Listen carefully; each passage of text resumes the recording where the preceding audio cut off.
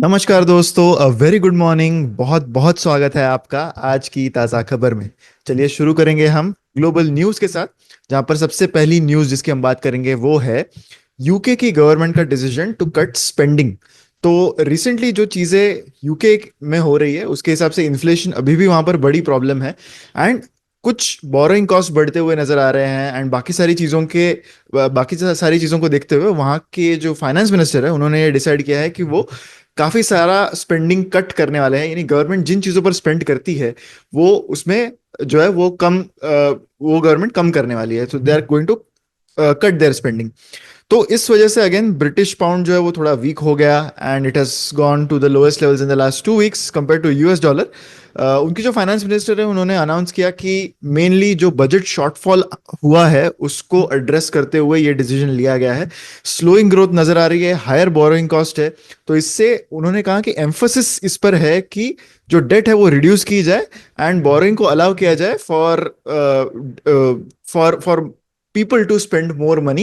And इसी के चलते वेलफेयर कट्स भी अनाउंस हुए थे पिछले हफ्ते में, जहां से गवर्नमेंट अराउंड 5 बिलियन पाउंड्स जो है वो बचा पाएगी। इकोनॉमिक फोरकास्ट बताते हुए उन्होंने ये कहा कि यूके का जो ग्रोथ प्रोजेक्शन है वो हाफ हो गया है, फ्रॉम 2% टू 1%। तो ये एक बड़ा बड़ा डी ग्रोथ है यहाँ पे। एंड उन्होंने ये डिससेटिस्फैक्शन जताया इस चीज पर कि जो फिगर्स आए हैं वो जिस जिस तरीके के फिगर्स उनको चाहिए to stimulate the growth UK की गवर्नमेंट को, तो वैसे फिगर्स आए नहीं है। तो अगेन इससे जैसा कि मैंने कहा कि pound has become weak because of this. And सारे जो इकोनॉमिस्ट है उन्होंने यही एम्फोसिस रखा है कि इन्फ्लेशन एक अपवर्ड ट्रेजेक्टरी पर दिख रहा है यूके में। एंड इससे प्रेडिक्शन दिख रहा है कि हेडलाइन इन्फ्लेशन जो है that will reach just under 4% later this year. अगली न्यूज है रिगार्डिंग ऑयल मार्केट्स। ऑयल के प्राइसेस 3 वीक हाई पर पहुंच गए हैं बिकॉज ऑफ सप्लाई रिस्क्स। तो जैसा मैं हमेशा बताता हूं कि ऑयल के प्राइसेस डिपेंड करते हैं डिमांड और सप्लाई पर। अभी प्रॉब्लम सप्लाई एरिया में आना शुरू हो गया है। रीजन इसका यह है कि यूएस ने टैरिफ के थ्रेट्स दिए हैं to all countries who are importing crude from Venezuela. Venezuela is one of the major oil producing nations. तो मेनली इसका जो एम है वो इस पर है कि चाइना पर किसी तरह टैरिफ लगाया जा सके, कोई बहाना मिल सके चाइना पर टैरिफ लगाने का। तो इस वजह से ब्रेंट क्रूड के फ्यूचर्स जो है उनके प्राइसेस बढ़ने लगे। अब 73.51 डॉलर्स पर बैरल क्रूड के प्राइसेस पहुंच चुके हैं। एंड बोथ जो बेंचमार्क्स है ऑयल के they reach their highest levels in the 3 weeks कल के सेशन में। तो जो ट्रेड है of Venezuelan oil to China वो हॉल्ट किया गया था after US president Donald Trump ने ये थ्रेटन किया कि वो 25% टैरिफ लगाएंगे सारे कंट्रीज पर जो वेनेजुएला से क्रूड परचेज करते हैं। तो क्लियर बात है कि अगर सप्लाई कम हो गया, अगर ये टैरिफ से डर के सारे जो ऑयल इंपोर्ट करने वाले देश है which includes India as well of Venezuelan oil, तो वो सारे देशों में क्रूड के सप्लाई के प्रॉब्लम्स आ जाएंगे एंड इसी के चलते प्राइसेस बढ़ने लगे हैं। एनालिस्ट्स ये भी बिलीव करते हैं कि ये जो टैरिफ की मूव है that will impact mainly buyers from China, India and western Europe. Washington के फ्रेश सैंक्शंस आए हैं on Iran oil sales also. तो बेसिकली जो भी कंट्रीज मेनली चाइना को ऑयल सप्लाई करते हैं उन पर वो सैंक्शन लाने की कोशिश कर रहे हैं ताकि इनडायरेक्टली चाइना पर टैरिफ्स लगाए जा सके। इससे प्रिडिक्शन मेनली ये है कि सऊदी अरेबिया हो सकता है अपना प्रोडक्शन जो है वो इंक्रीज करे to compensate for the Iranian oil exports जो करंटली मार्केट में नहीं जा पा रहे।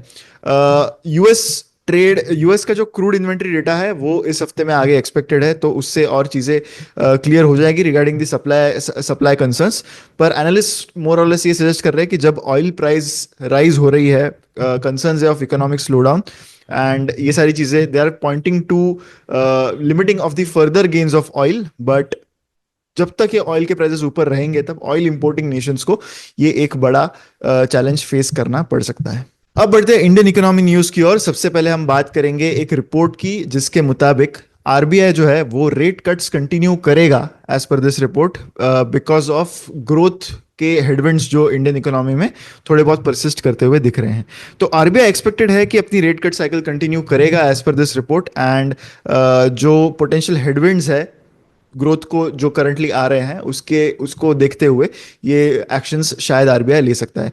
इन्फ्लेशन सेंट्रल बैंक के टारगेट के आसपास ही है, तो अगर बढ़ता हुआ इन्फ्लेशन होता तो हो सकता है थोड़े कंसर्न्स होते कि रेट कट्स कैसे किए जाए, बट मोर और लेस इन्फ्लेशन के नंबर्स ठीक ठाक नजर आ रहे हैं। तो policy uncertainty and rising trade tensions under the US administration, इससे जो ग्लोबल इकोनॉमिक मोमेंटम है वो थोड़ा स्लो हो गया है, तो इससे कंसर्न्स आने लगे हैं of sustaining of the growth levels. जो रिपोर्ट है उसके मुताबिक आरबीआई के पास थोड़ा बहुत रूम है to have an accommodative stance, यानी वो अगर उन्हें चाहा तो वो और रेट कट्स कर सकते हैं as per this report, and that is mainly supported by core inflation and favourable base effect. ये जो रिपोर्ट है इसने ये भी नोट किया है कि इन्फ्लेशन जो है वो एक्सपेक्टेड है to be aligned with central banks target, तो उससे लाइकलीहुड ऑफ रेट कट्स यानी और आशंका of rate cuts in the future वो भी बढ़ जाती है। एक और ऑब्जर्वेशन है कि शिफ्ट हुआ है इन the banking credit growth trends, तो क्रेडिट ग्रोथ ने जो है वो आउटपेस कर दिया है डिपॉजिट ग्रोथ को इन FY24 and in the first half of FY25।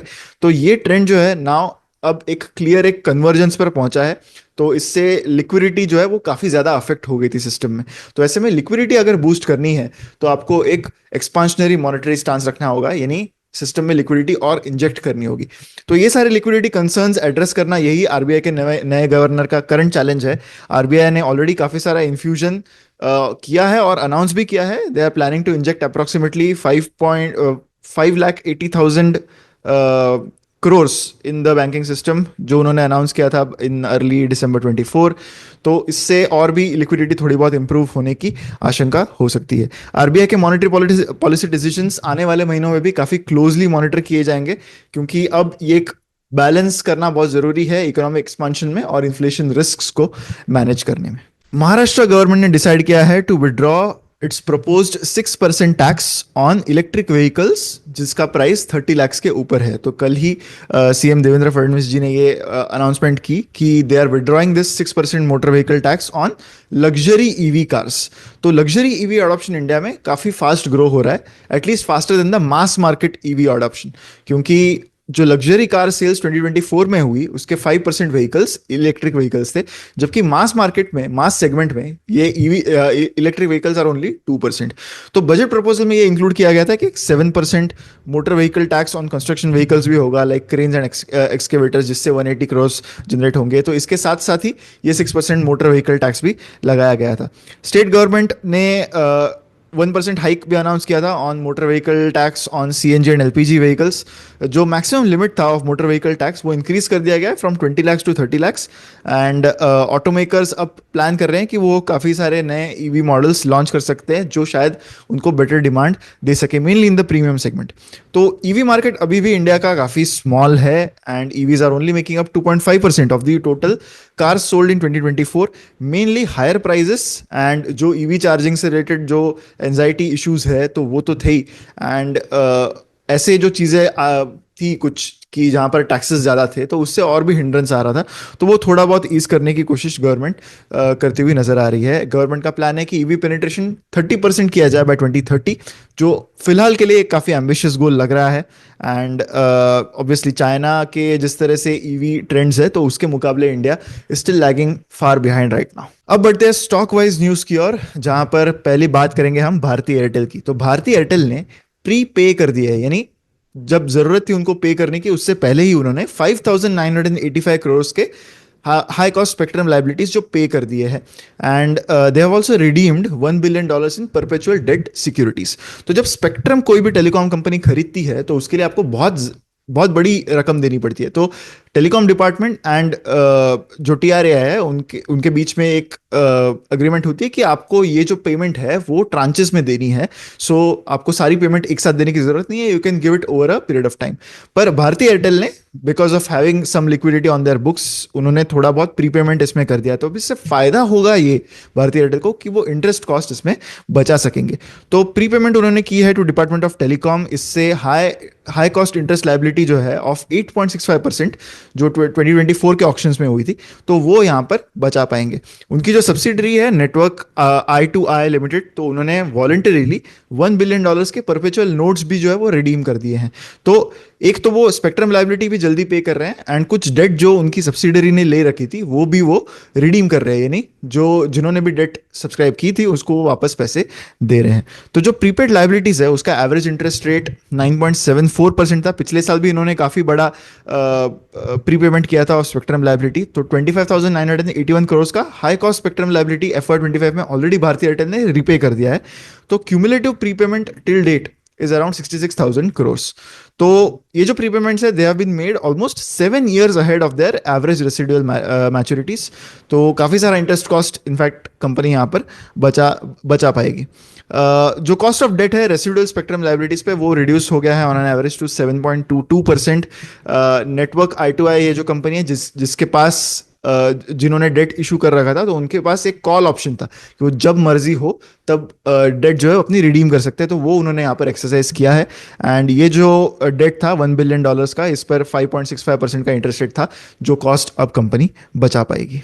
Restaurant brands Asia QSR company जो इंडिया में बर्गर किंग ऑपरेट करती है, उन्होंने अपना QIP क्लोज किया है। क्वालिफाइड इंस्टीट्यूशनल प्लेसमेंट उन्होंने किया था टू रेज फंड्स। 4% डिस्काउंट पे ये पैसे रेज किए हैं कंपनी ने compare to the floor price. तो QIP करने से पहले कंपनी को एक फ्लोर प्राइस डिक्लेयर करनी होती है, एंड जनरली उससे थोड़े बहुत डिस्काउंट पर जो है वो QIP होता है। तो 500 करोड़ कंपनी ने रेज किए हैं।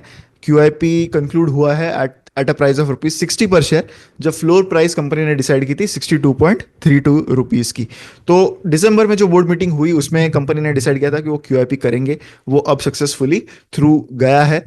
कंपनी ये पैसा रेज कर रही है ताकि वो अपने एक्सपांशन प्लान सपोर्ट कर सके और अपनी फाइनेंशियल पोजीशन जो है वो स्ट्रेंथन कर सके। हाल ही में कंपनी के स्टॉक प्राइस में काफी गिरावट देखी गई है। वैल्यूएशन मल्टीपल्स अब काफी कम हो गए हैं, बट चैलेंजेस भी है कंपनी को। जो बर्गर किंग इंडिया है वो इंडोनेशिया में भी अपने जो आउटलेट्स है वो ऑपरेट करती है, and they are not doing that well because of geopolitical issues. तो वो एक मेजर प्रॉब्लम कंपनी को ग्रोथ कंसर्न्स में रहा है। अभी भी company is able to follow its guidance जो उन्होंने स्टोर एडिशन का दिया था, बट जब कंपनी लॉस कर रही होती है तब ऑब्वियसली आपको फंड्स की जरूरत पड़ती है। एंड ऐसा देखना अब ये देखना होगा कि 500 करोड़ से जो बैलेंस शीट अब थोड़ी बहुत उनकी और बेटर दिखेगी, तो उससे कंपनी इस कैश का यूज किस तरह से करती है। कल्ट फिट जो जिम की एक चेन है, उन्होंने एक IPO फाइलिंग की है। उन्होंने IPO पेपर्स फाइल कर दिए हैं for an upcoming IPO। As पर न्यूज रिपोर्ट्स ये जो IPO है इसके through Cult Fit plans to raise around 2,500 crore through this IPO, जिससे कंपनी की वैल्यूएशन लगभग $2 बिलियन की होगी। कल्ट फिट में जो इन्वेस्टर्स है उसमें सबसे प्रोमिनेंट नाम जो आता है वो जोमैटो का है। जोमैटो का 6.4% का स्टेक है कल्ट फिट में, जो उन्होंने नवंबर 21 में अक्वायर किया था फॉर $100 मिलियन। जब कंपनी का वैल्यूएशन $1.56 बिलियन था, तो वहां से ज्यादा इंक्रीज नहीं हुआ। इनफैक्ट ये वैल्यूएशन ऑफ $2 बिलियन भी ऑन अ हायर एंड ही लगता है मुझे, बिकॉज कंपनी के अगर हम नंबर्स की बात करें तो FY 24 में लगभग उन्होंने टॉप लाइन रिपोर्ट की थी अराउंड 1,000 करोड़ की। तो 1,000 करोड़ की टॉप लाइन पर अगर आप $2 बिलियन का वैल्यूएशन एम कर रहे हो, which is somewhere around 17,000 crore 18,000 crore, तो आप प्राइस टू सेल्स रेशियो 17 से 18 का मांग रहे हो। पी रेशियो तो हम कैलकुलेट कर नहीं सकते बिकॉज कंपनी लॉस मेकिंग है। तो प्राइस टू सेल्स अगर हम देखें तो obviously it looks a bit pricey, पर देखना होगा। अभी तो सिर्फ कंपनी ने पेपर्स फाइल किए हैं, जब IPO आएगा तब मेन प्राइसिंग वगैरह आएगी, किस तरह से डिमांड कंपनी के स्टॉक्स को मिलती है बिफोर द IPO, उससे कंपनी प्राइसिंग डिसाइड करेगी। But now as for now they have appointed lead book managers, जिसमें एक्सिस कैपिटल है, जेफरीज है, गोल्डमैन सैक्स है, Morgan Stanley and JM Financial है। तो बाकी इन्वेस्टर्स इसमें है एक्सेल पार्टनर्स जिनका 17.25% स्टेक है, टाटा डिजिटल, टेमासेक, कलारी कैपिटल। तो ये सारे इनके मेन इन्वेस्टर्स कल्ट फिट में है। कल्ट फिट का 24.5% रेवेन्यू ईट फिट जो उनका हेल्दी मील डिलीवरी बिजनेस है उससे आता है। तो जिम्स के अलॉन्ग साइड इनके और भी डिविजन्स दिखते हैं। कल्ट स्पोर्ट करके जो उनका fitness apparel and equipment business है वो 30% रेवेन्यू लाता है। तो इनफैक्ट जिम से उनको ज्यादा रेवेन्यू नहीं हो रहा है, ये एंसिलरी बिजनेस ही काफी मेजर कंट्रीब्यूशन यहाँ पर करते हुए दिख रहे हैं। Government has made a pact of 6,900 crore for defence pacts with Bharat Forge and Tata advance Systems. तो 6,900 करोड़ का कॉन्ट्रैक्ट्स साइन किए हैं सेंटर ने with Bharat Forge and Tata advance systems. Minister of defence ने ये डील्स फाइनलाइज किए for procurement of some advance टोर्ड artillery gun systems and high mobility vehicles, जो गन टोइंग व्हीकल्स रहेंगे उनके लिए। तो ये जो न्यू सिस्टम्स है, ये ऑपरेशनल रेडीनेस जो है वो इंडियन डिफेंस का वो इंप्रूव करेगी with long range strikes and enabling precise movement of fire power. तो जो अग्रीमेंट है, इससे इंडिया की गन मैन्युफैक्चरिंग इंडस्ट्री भी थोड़ी बहुत स्ट्रेंथन होना एक्सपेक्टेड है, जो अब इंडिजिनस चीज़ों पर ज़्यादा फोकस कर रही है।